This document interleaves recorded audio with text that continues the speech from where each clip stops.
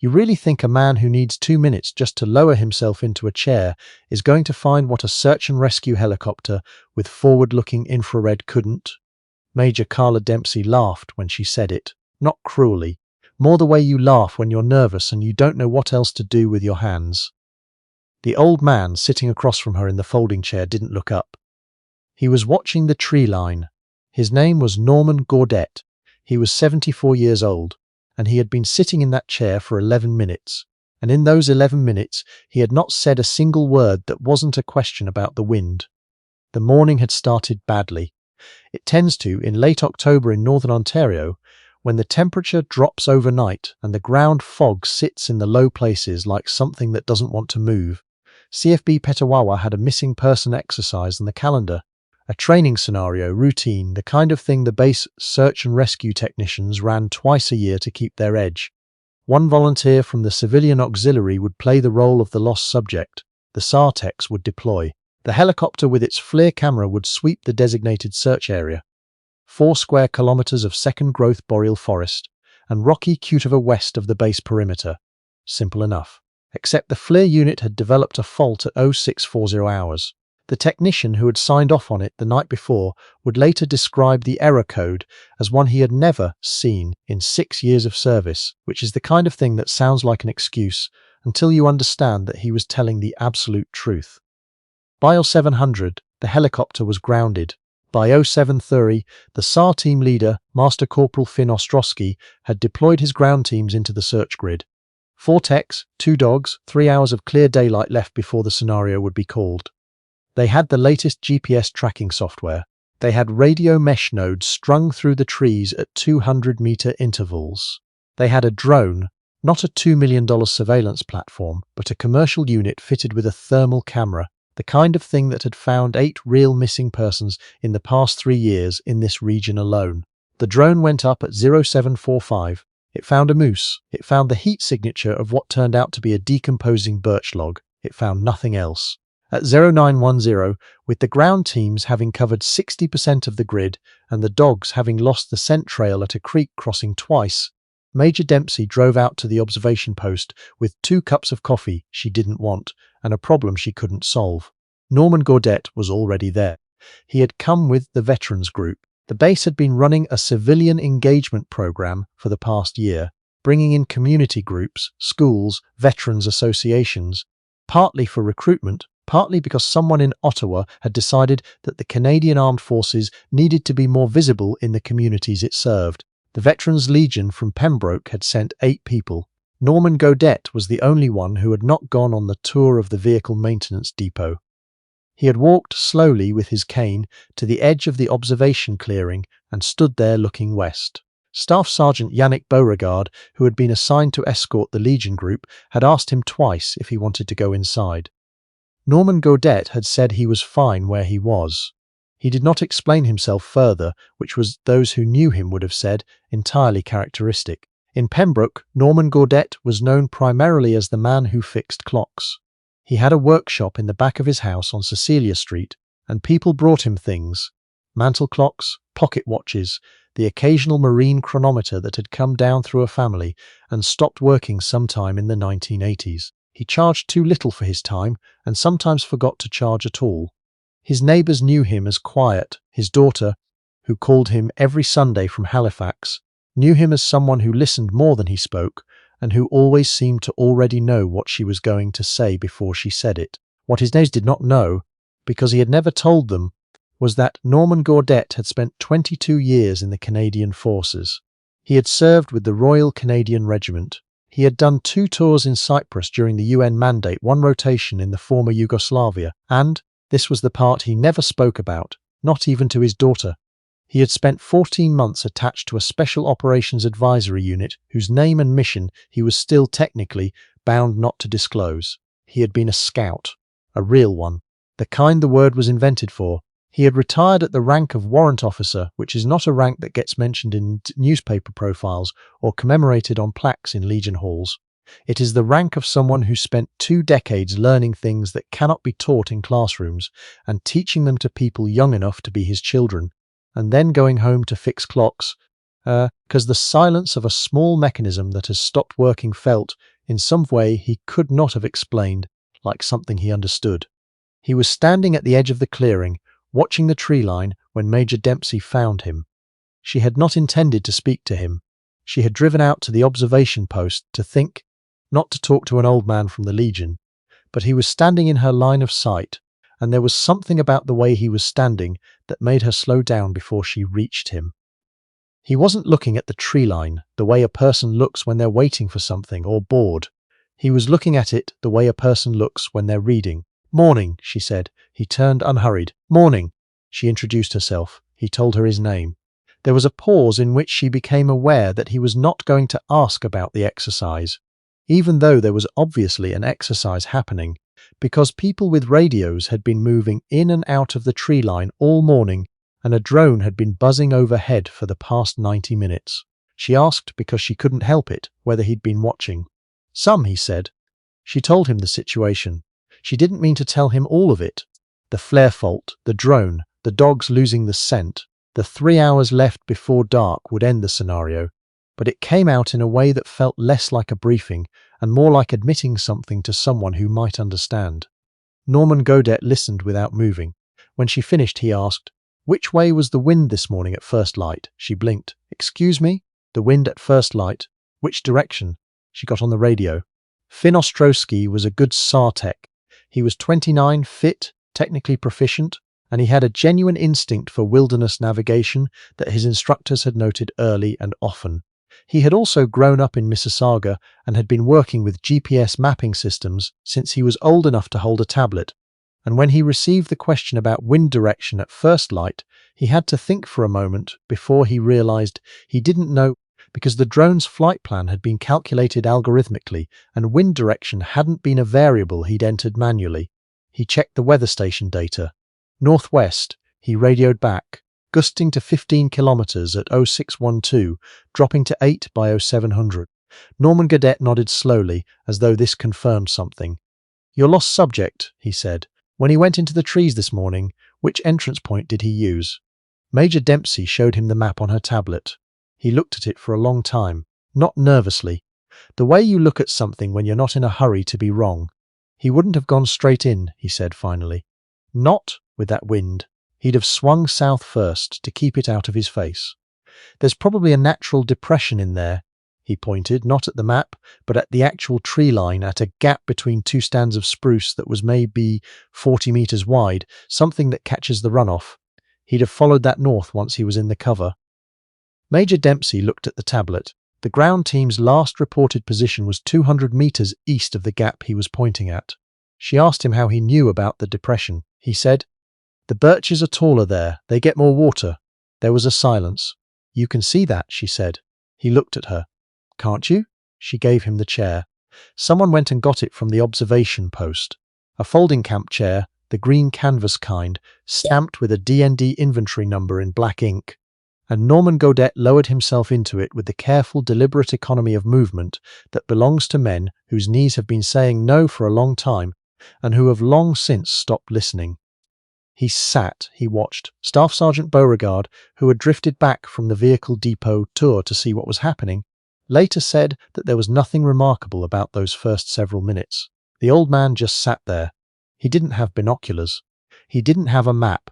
He had his cane across his knees and his eyes on the tree line and the expression of someone waiting for a bus they are certain is coming. Major Dempsey stood behind him and did not speak, because something about the quality of his attention made speech feel like an interruption. The drone came back overhead on another pass. Its thermal camera swept the search grid in overlapping lanes, obedient and precise, and, for the fourth consecutive pass, finding nothing shaped like a human being. Norman Gaudette watched the drone go by without expression. Then he looked back at the tree line. "There," he said. Major Dempsey looked. She saw trees. "Where?" "The ravens," he said. "West end of that spruce stand. 3 of them came up 15 minutes ago and haven't come back down." She had not noticed the ravens. She would think about this later, not with embarrassment exactly, but with the specific discomfort of someone who has been shown something that was always in front of them. "Ravens land again after a disturbance," he said. "Take them maybe 8-10 minutes usually. Whatever put them up is still there or still moving." He looked at the map on her tablet again. "Your depression runs that direction," he said, tracing a line with one finger, not touching the screen. "If I'm right about the wind and the entry point, he'd have been following that drainage north, and he'd have come out right about." He paused, calculating something that wasn't on any map. There, the junction of that drainage and the old cut line. That's where he stopped. Something made him stop. How do you know he stopped? Norman Gaudette looked up at the ravens, who were still not landing. "Because they're still up," he said. Finn Ostrowski reached the junction of the drainage and the old cut line at 09:34 hours. Warren Kells, retired schoolteacher, 61, 12-year volunteer with the auxiliary, playing the role of the lost subject with, it must be said, considerable commitment, was sitting against a fallen spruce at the base of a small ridge, nursing a turned ankle he had sustained 40 minutes earlier when the ground gave way in the low spot exactly where Norman Gaudette had said a drainage would be. He had activated his personal locator beacon, but the signal had not yet registered on the team's receiver, which would later be attributed to the ridge blocking the line of sight. He was cold and he was relieved, and when Finn Ostrowski came through the trees, he said, "Oh, thank God," in the tone of a man who had been beginning to wonder whether this particular training exercise was going to end in a way nobody had planned. The radio call came back to the observation post at 0937. Major Dempsey turned around. Norman Gaudette was looking at the ravens. All three of them had landed.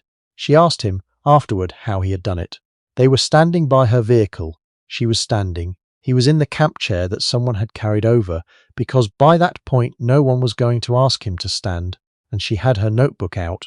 Not because she was required to debrief him, but because she found herself unable not to write things down. He thought about the question for a moment. Not the way people think when they don't know the answer, the way they think when they're deciding how much of the answer to give. "I was looking for what was wrong," he said. She waited. "When you're looking for someone in the bush," he said, "you stop seeing the bush after a while. That's the problem. Your brain starts to accept it as background. The drone does the same thing, in a way. It's looking for a specific signature, a shape it's been trained to recognize, and everything that doesn't match that shape gets filtered out." He paused. "But the bush doesn't filter. The ravens don't filter. A fox doesn't filter. When something changes, when a man walks through a place where men don't usually walk, everything around him notices. Everything leaves a mark." He looked at the tree line. "You just have to learn to read the marks," he said. "The bush is always talking. Most people stopped learning how to listen a long time ago." Major Dempsey wrote that down. She looked at what she'd written. She asked him where he'd learned it. There was a long pause. "Here and there," Norman Gaudette said. He said it pleasantly, in the tone of someone who has given all the answer they intend to give.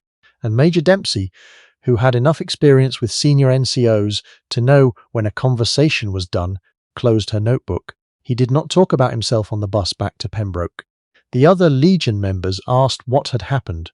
Word had gotten around, because word always gets around, and he said that the young people had found who they were looking for, and that everything had turned out fine. When they pressed him, he looked out the window. The man next to him, Gerald Whitmore, who had served with the Vandus in the late 80s, and who was one of the few people in Pembroke who had any idea what Norman Gaudette had actually done during his service, leaned over and said, quietly, "You still seeing things the rest of us miss?" Norman Gaudette considered this. "I was looking at the birds," he said. "That's not what I meant." "I know," Norman Gaudette said, "but that's what I did." Gerald Whitmore laughed, and after a moment Norman Gaudette smiled, which was, people who knew him would have said, about as demonstrative as he got. Finn Ostrowski filed his debrief that afternoon. In the lessons learned section, he wrote about the flare fault, and the wind variables, and the gap in the drone's search pattern that had resulted from the thermal camera being calibrated for open terrain rather than the specific microclimate conditions created by the drainage depression. He wrote thorough notes. He was conscientious that way. He also wrote, at the bottom of the section marked external factors, a single line, "Consult veteran auxiliary observation, environmental indicators. High value." He did not know Norman Gaudette's name when he wrote it. He had only seen him from a distance, sitting in a folding chair at the edge of the clearing, watching the trees. He found out the name a week later when Major Dempsey forwarded him a note. She had looked into Norman Gaudette after the exercise. Not intrusively, just enough to understand what she'd been dealing with. What she found was not very much, which was itself informative. A service record with several sections that were either classified or summarized in language so general as to be essentially without meaning. A commendation from 1994 that described his actions in terms specific enough to be impressive and vague enough to be, she suspected, deliberately incomplete. She wrote him a letter, a real one, on paper, because she had the sense that email was not how Norman Gaudette communicated. She thanked him for his time and his expertise.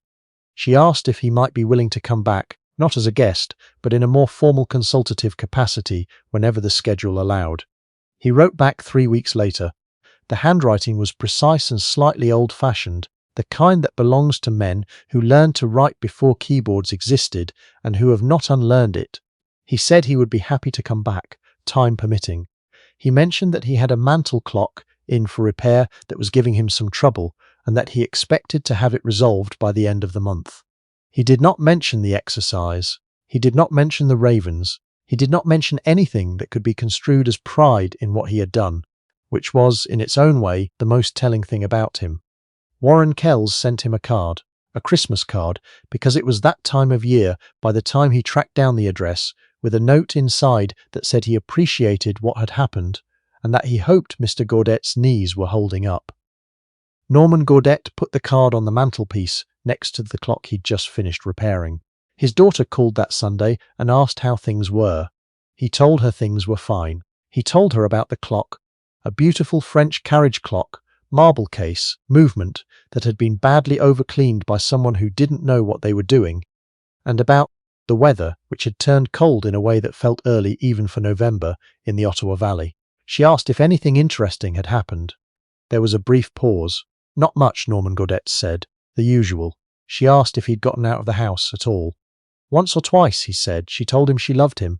He said the same. He waited, as he always did, for her to hang up first. Then he sat in his chair by the window, the one that faces east, toward the river, and he watched the light change over the water, the way it does in late afternoon in November, going from grey to copper to something that doesn't have a name, and he was quiet for a long time, and there was nothing in his expression that would have told you what he was thinking. But if you'd been watching, if you'd been paying the right kind of attention, the kind that doesn't come from training or from instruments, but from years of learning to sit still in difficult places and wait for the world to show you what it was doing, you might have noticed that he wasn't restless. He was at peace, completely, almost entirely at peace, in the specific way of someone who has spent a long time doing a thing that mattered and who, on a Tuesday morning in October with a wind out of the northwest, got to do it one more time.